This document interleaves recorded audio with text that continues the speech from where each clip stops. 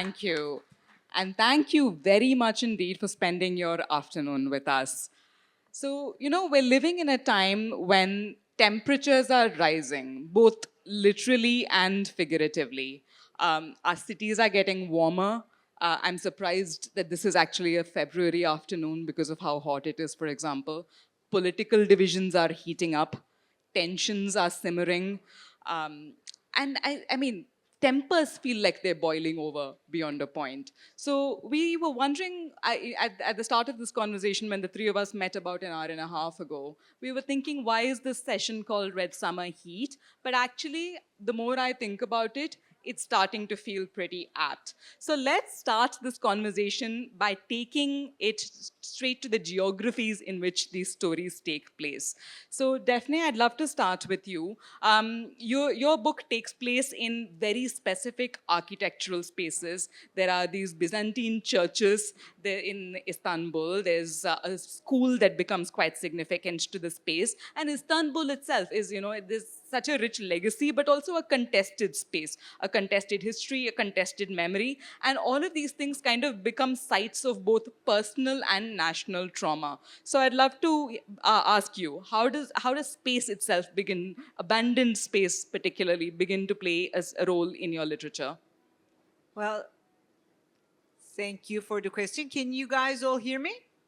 Yes? Okay, perfect. Well, I have to say, I've been sitting in your seats for the last 2 days, and watching people and being here on the stage is extremely exciting. So I'm excited, and thank you for being here.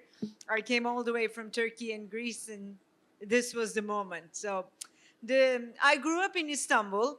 I grew up in the modern parts of Istanbul, and when I discovered the Byzantium churches, old Greek schools, and all those spaces that were unknown to me, I got very excited. And whenever I sit down for writing, those spaces, they were haunting me in order to be told, because they are unknown by most of the residents of Istanbul. So that's usually when I sit down for writing, no matter what book I begin with, the unknown, abandoned spaces of Istanbul come to me. They demand to be narrated through my stories, maybe make themselves known. I think there is a lot of story buried in the old Byzantium Istanbul. And I like taking walks. Even as a young schoolgirl, I used to go and discover my own city, as if like uncovering some historical layers that were unknown to me. So the space for me is always a point of inspiration. When people ask me, how do you start writing? My answer is from the space. I start from a building, I start from a school, I start from a church. And this book that we are talking about today, Summer Heat, begins in a church called the Bloody Church in the old district of Istanbul. So from the Byzantine churches to the streets of Ayacucho, am I saying that correctly? Yeah. And the Catholic churches. Yeah, and the Catholic churches. And also, your book takes place in a very interesting time, which is Holy Week. So I would love for you to give us the setting of your novel as well. And I mean, Ayacucho is very special, right? And it has a special meaning, what it literally translates to as well. So maybe you can tell us about that too.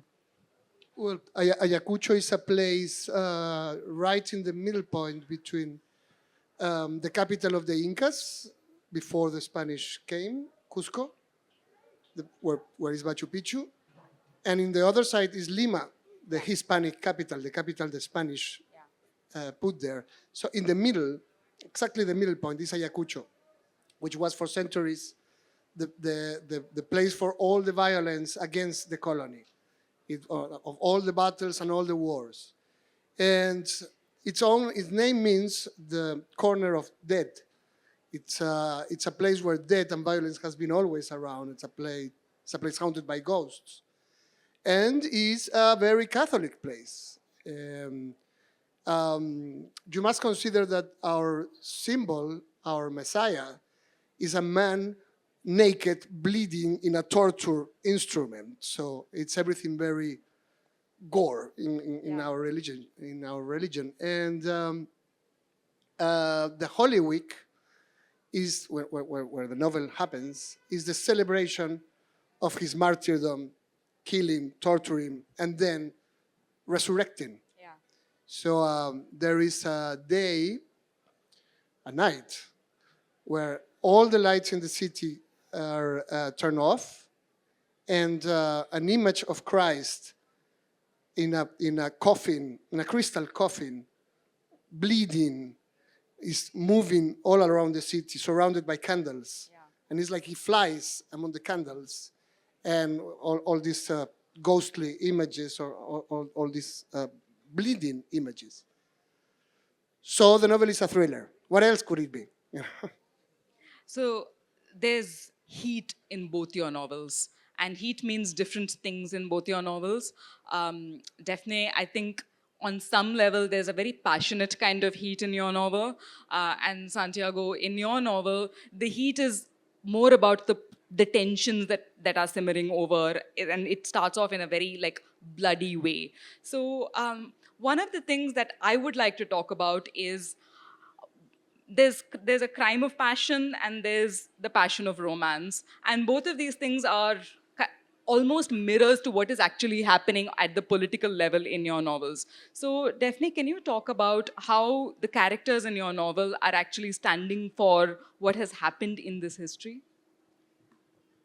Summer Heat has been chosen as the sexiest of my novels to begin with. And so, yes, there is passion, there is a lot of sexuality in it. The name also refers something heat, but I wanted to try something which we don't have a lot in the literature, and look at the female desire and female pleasure from the eyes of a female author. We don't have it a lot. We have female desire, but it's kind of from, again, the male perspective. And starting from that, I realized the book is going to other things that are related to being a female, including the violence against women. For example, during times of war, the organized rapes, institutional rape, which is in this book. But at the same time, desire is there and pleasure is there. And at the same time, menstruation is there. Because we have a woman who is about to turn 40 and going through some midlife crisis and falling in love with a stranger. And there is the question of pregnancy. Do I want to, this is the last stop, do I want to be a mother or do I not want to be a mother? So the questioning of everything we do as females, but somehow they never take place in books. So I wanted to add all of them in this book, and therefore it's maybe the most feminist text of mine that I have ever written. Thank you. And Santi, I think for you, the red is both the color of communism and also the blood, because actually yours is at its heart, it's a crime novel. It begins with this body, this charred body, and it is about how this district prosecutor is investigating these series of murders. So how do you see this playing out in your novel, and what does it really stand for? Well, when we see these serial killings, the prosecutor is making a research that takes him to the past of the war in the 80s, between the army and a Maoist rebel group called the Shining Path. And the Shining Path had seen the experience of Che Guevara and Cuban Revolution, which was not winning anything else than Cuba. So they realized that the problem is that in Cuba, a Cuban revolution can win because they can dress like an army, have army guns, and have army tents, and hide in the jungle, in the Cuban tropical jungle. But the south of Peru, it's dry mountains. There is no place to hide. So if you go so visible, you are going to get a helicopter of the army killing you all, as it usually happened. So what they did as a strategy is picking the Mao strategy from China. they would disguise among the people. Yeah. They would have no uniforms, no guns, because if somebody buys your guns, you get a slave of that power. That means they would kill with stones, they would kill with knives, they would kill with their hands. And since they were disguising among the population, when the army strikes back, they strike back the population. Yeah. So that was calculated, because if the army killed the population was going to join the shining path. Yeah. That makes a bloodbath in an amazing proportions, which were not equal in the rest of Latin America, and a mystic of blood, a mystic of fire. Yeah. The metaphors of blood is washing our metaphors that were playing with the Catholic metaphors of this Christ I was talking about. Blood will wash away our sins. Fire will destroy the old world to build a new one. So these images were very important to keep the moral of the troops, because the only thing that could make you so violent is being absolutely convinced that you are a hero and that you are going to win and that you are building the story, no? And you made it that not with rational arguments, but with hot, with fire, with blood, with red. Yeah.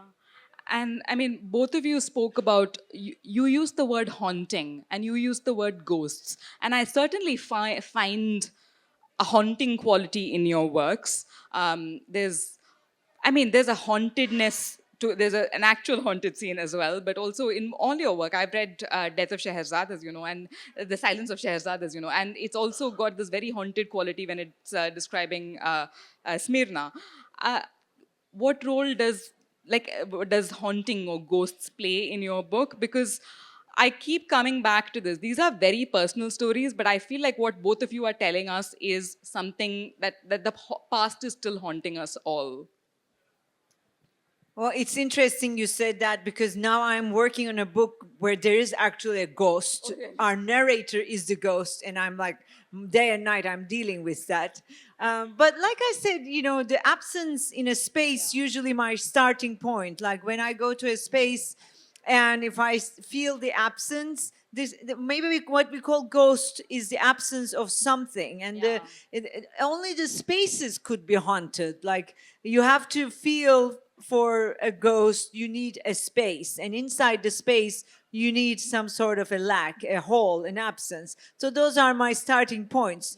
And this story, starting like passionately and all that in Istanbul, in the abandoned churches of Byzantium Empire, blah blah, surprising me, took like this sharp turn in the middle while I was writing it, and took us to Cyprus.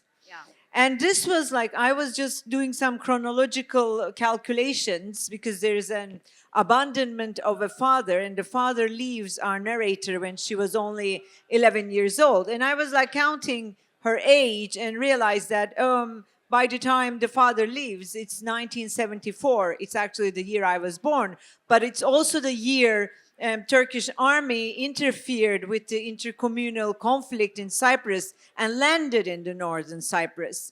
And so like all those things coming together, all of a sudden I had a eureka moment that I saw the entire plot, and I said, oh my God, her father went to Cyprus and he was stuck there. So then when the story moved to Cyprus, it's inevitable you have a ghost there. Because the country, the island, up to this day, it's divided, and it's still like the together Cyprus is haunting the entire island. And back to space, there are abandoned houses, both in northern, and I did research in the island a lot, both in the northern Cyprus, the Turkish part, and in the southern Cyprus, of the two different communities, Turkish Cypriots and Greek Cypriots, had to abandon their spaces. So they're in both sides of the island, you have empty houses. And again, I got, of course, very inspired once I was in that island. That brought out new chapters, new ideas. So the ghost is there. And it's very inspiring for me. It's my inspirational ghost. Yeah, and I mean that the abandonment of space tends to happen when communities are divided, when you have to leave a space, because like the idea of leaving something that is so important to you, like a space where when you grow up, for example, that is very much a result of partition, and certainly people in this country can relate to that. Santiago, I'd love there is a ghost-like quality in your book as well, and I'd love for you to introduce our audience to this Well, character. There are many ghosts, but the most important probably is that the mother of Chacaltana, the prosecutor, which is dead, and he preserves her room as it was, with all the little stuff that she used, with her clothes, with sheet beds, with the bed, with the furniture, and she talks with her because for him she's still alive.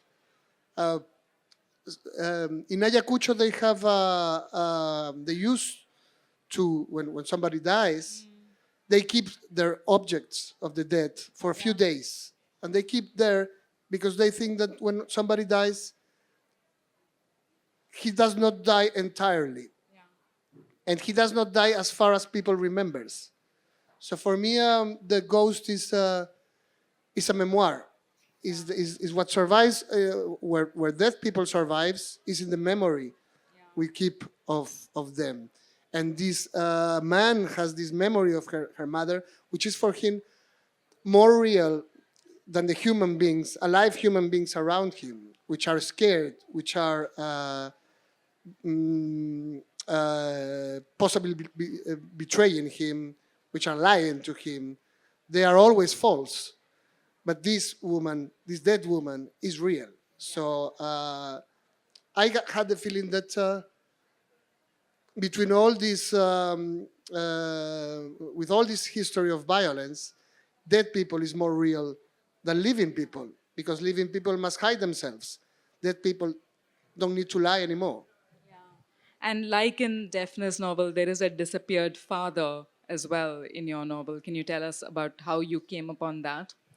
Well, I realized, and I've been speaking with my psychologist, with my shrink, that in all my novels, there is somebody a man looking for his father. It's possibly related with the fact that my father was horrible, but I didn't realize it. And so this father was violent and is not there.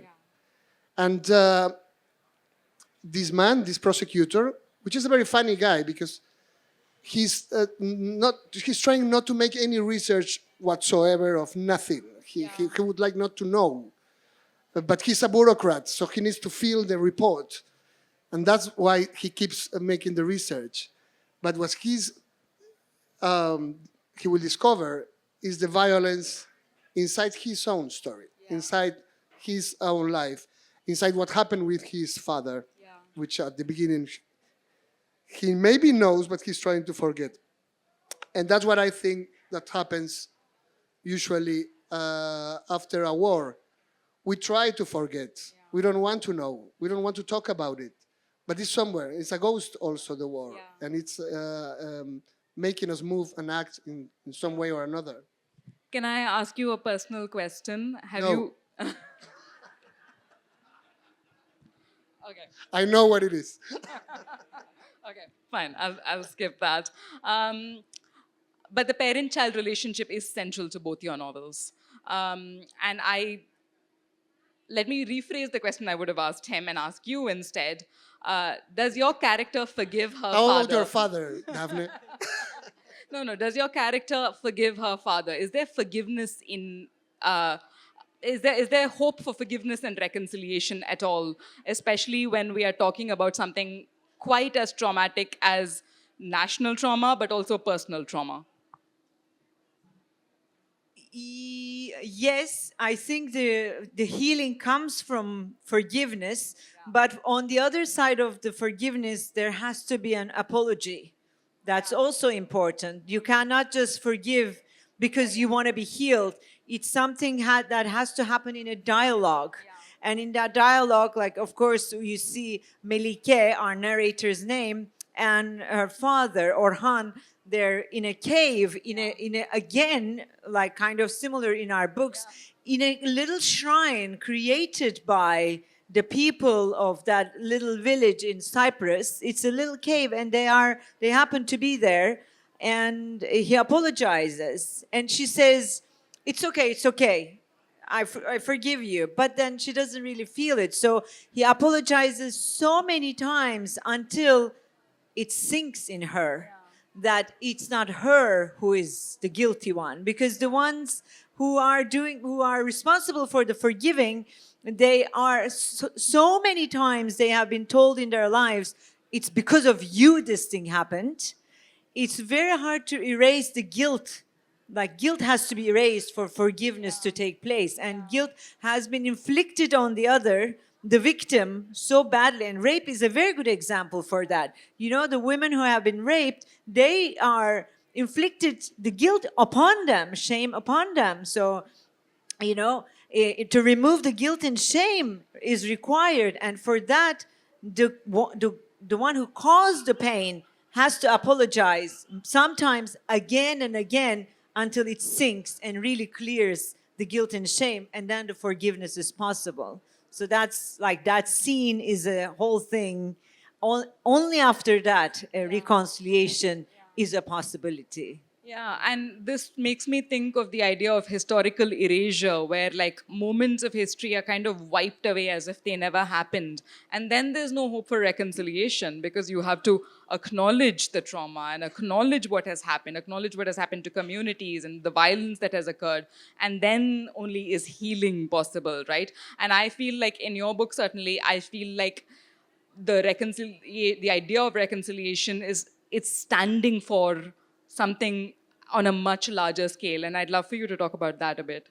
Yeah, I mean, the book ends with the hopes of the island of Cyprus getting together again and becoming a one autonomous country on its own, independent of every other forces around it. And while I was doing research in the island, I have interviewed many people, young and old, who has gone through 1974, or the ones who were born way later.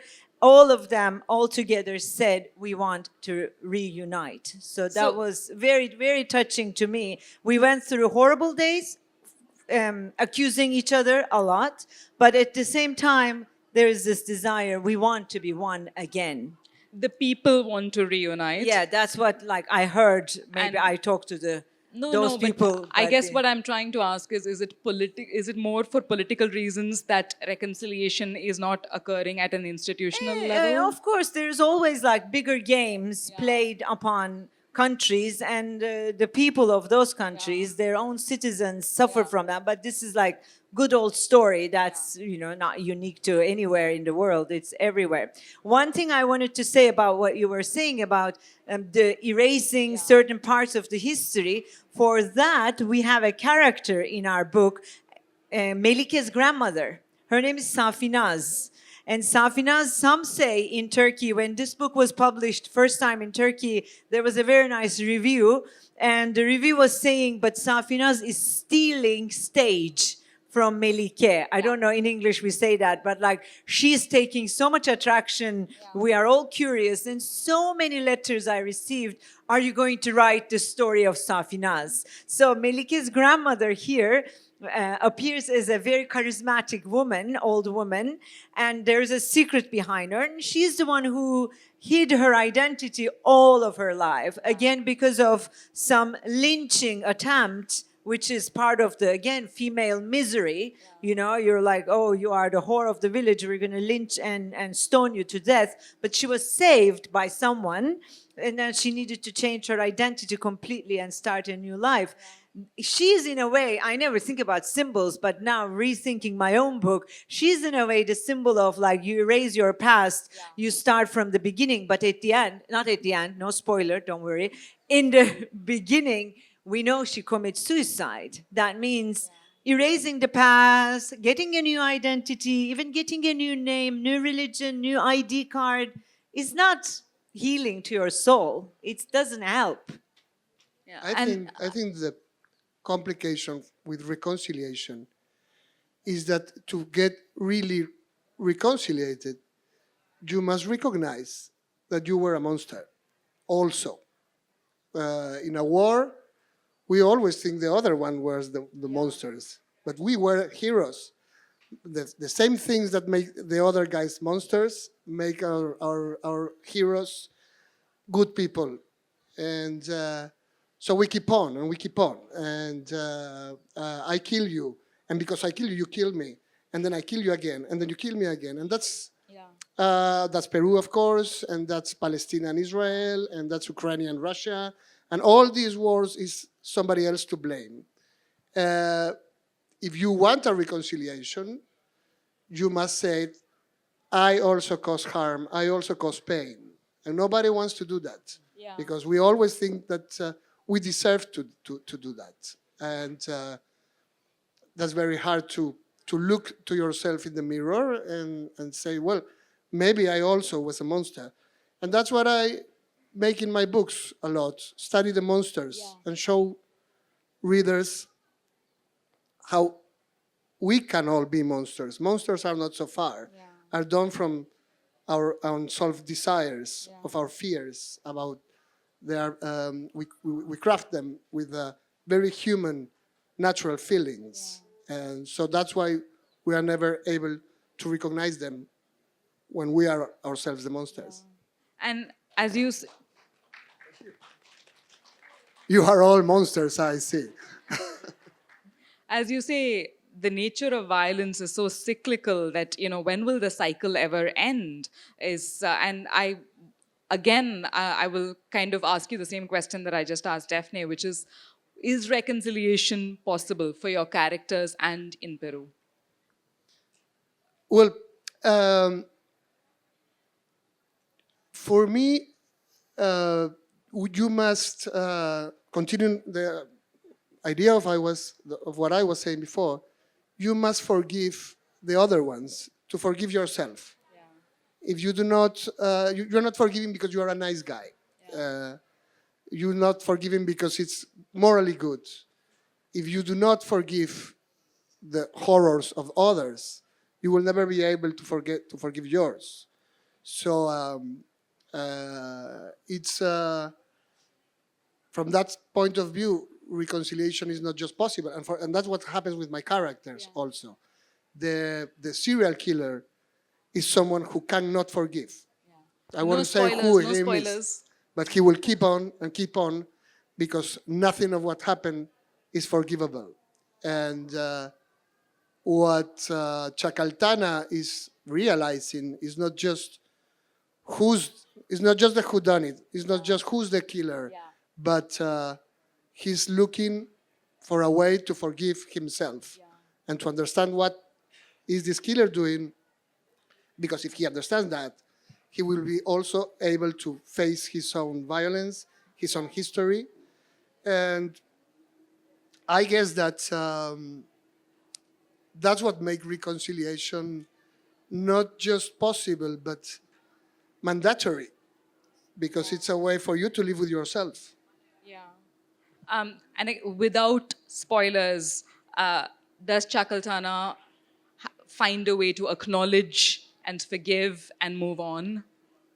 She finds the way, she understands who he is, but he has not exactly a happy ending. I mean, because you don't go through pain and then you're happy. You know how to live with pain and how to handle your trauma, and we do it in every in many different aspects of life. We do not forget. We do not dissolve the memories. We do not abandon the pain. We just know how to live with these ghosts. Like Chacaltana learns to live with all these ghosts that are haunting the novel. Finally, they can live together. But that not means they're having a happy life exactly. I mean, and this kind of, in some very fascinating way in your book, circles back to Holy Week, because Holy Week is not just about the death, but it is also about the resurrection. And these two things tie in together very nicely in the exact week during which your book is set as well. Yes, Holy Week is, I mean, the promise of every religion, I would say, is that there's something after death.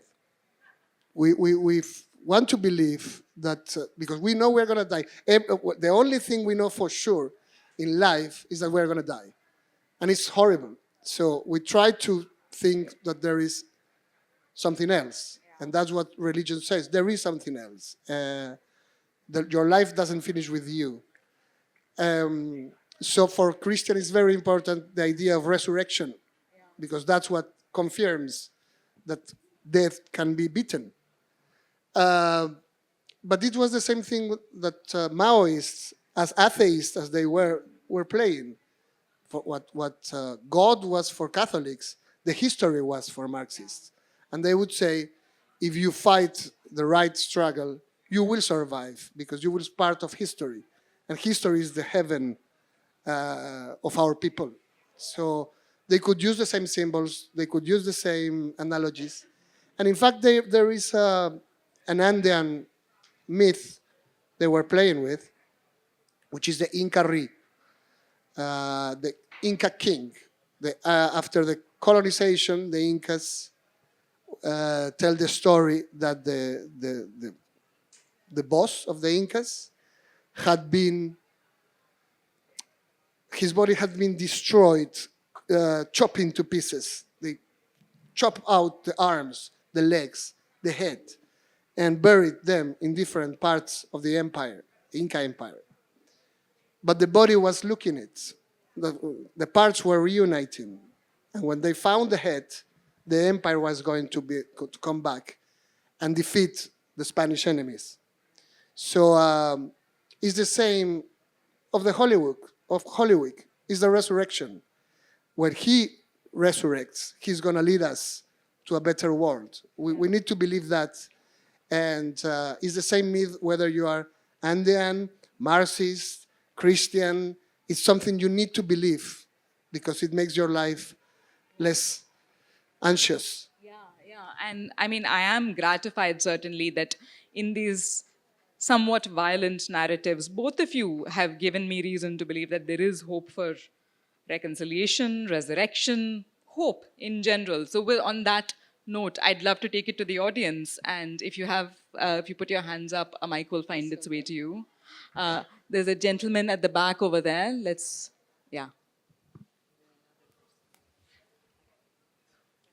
Hello, my name's Hugh Thompson. Santiago, I talked to you, I'm over here. I talked to you 15 years ago. You came to England with a wonderful presentation for Granta of Yes, I Latin remember American you. novelists. And, In fact, I saw you in the hotel, I guess, somewhere. Oh, And I thought I recognized you. Yes. Well, thank you. But my question really is the same question I made some years ago, which is, with Latin American writers, there was a wonderful generation with Gabriel Garcia Marquez, who explored a certain view of the world, loosely called magic realist. And then there was another generation with Roberto Bolaño, who looked at a more sort of playful, literary, postmodernist world. And one of the things I so like about your Red April book and your approach to Peru is the very direct engagement with life there and the realities of life there. And that seems a little different from both Marquez and Bolaño. So I'd just like to ask, do you think Bolaño was a magnificent writer, but perhaps a dangerous influence on some of your contemporaries, because he led them away from the sort of direct engagement that you've shown in your work and into a more sort of playful type of writing? I would say, to try to answer this in less than 1 hour and a half,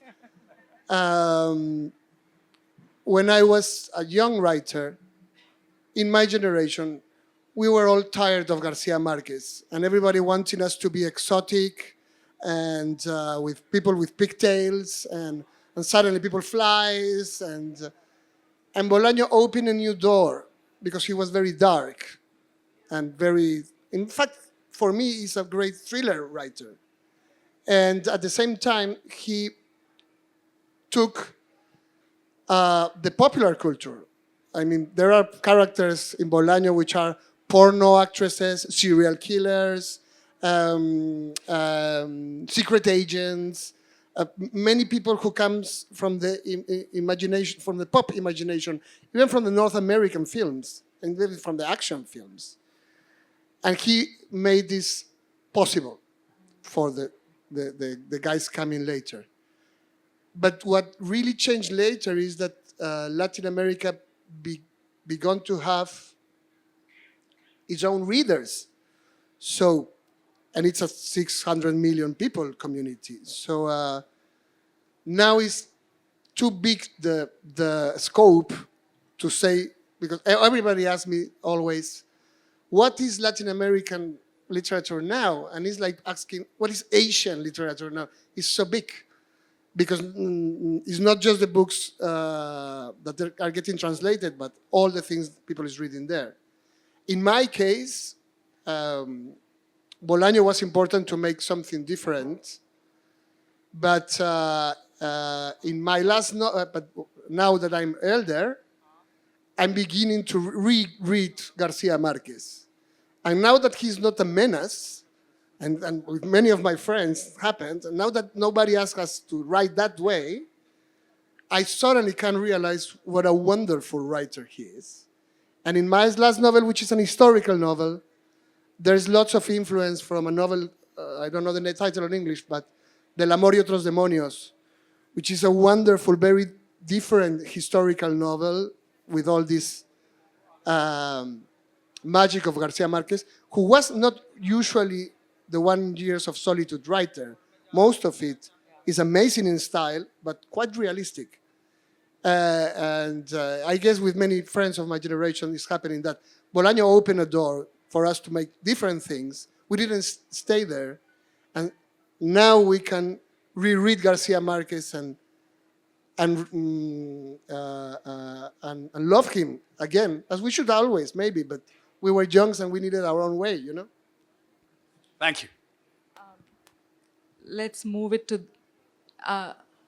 the person in the back. He's had his hand up from the beginning.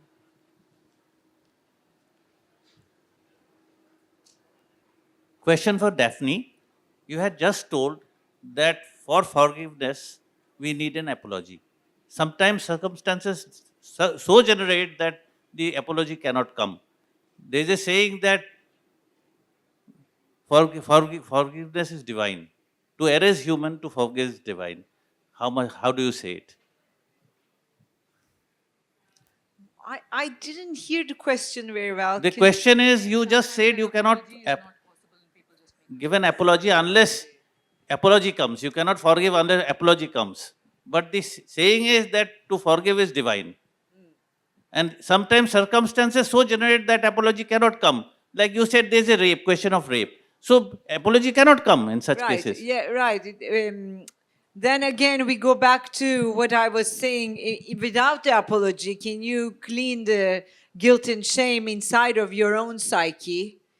If there's no one anymore to apologize, there's a means that you can go inside and work with your own self with the help of others and understand that you are innocent if you are the innocent party. Does it make sense?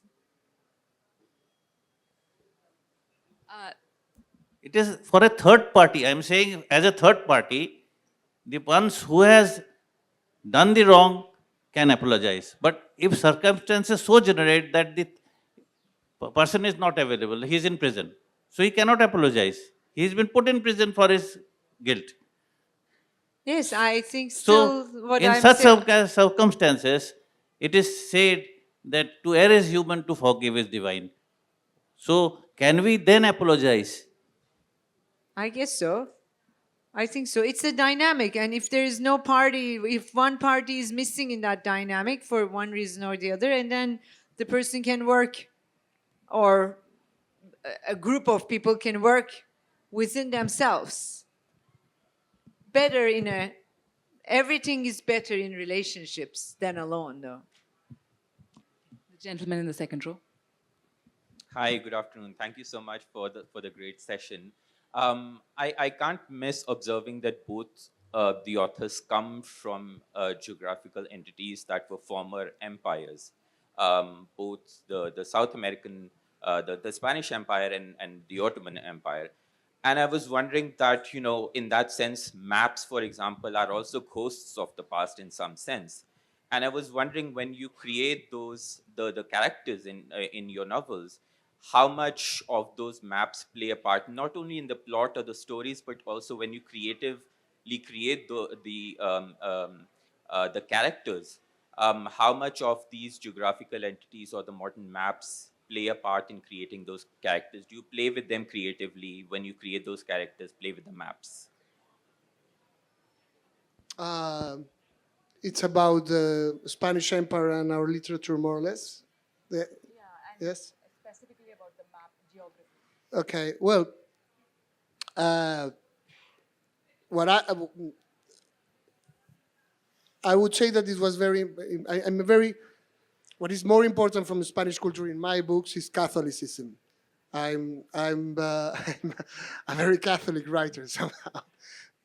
Many of the subjects in my novels come from the Catholic obsessions. The father, as I said, the guilt, the sin, the good, the evil and the good.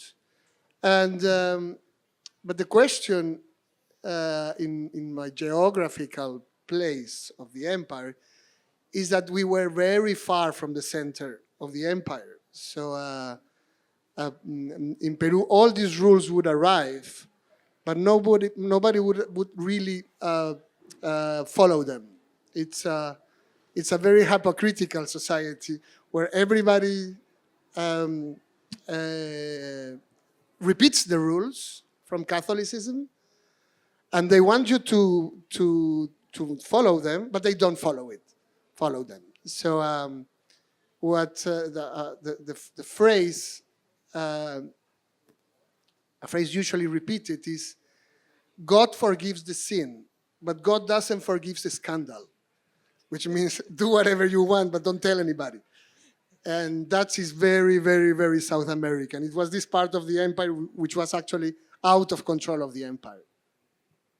Yeah. Well, for me, as opposed to what Santiago is saying, Istanbul, where I was born and grew up, was the center of Ottoman Empire. It was the capital of Ottoman Empire. It was the capital of Byzantium Empire. It was the capital of Eastern Rome. So it was the capital, the center of everything.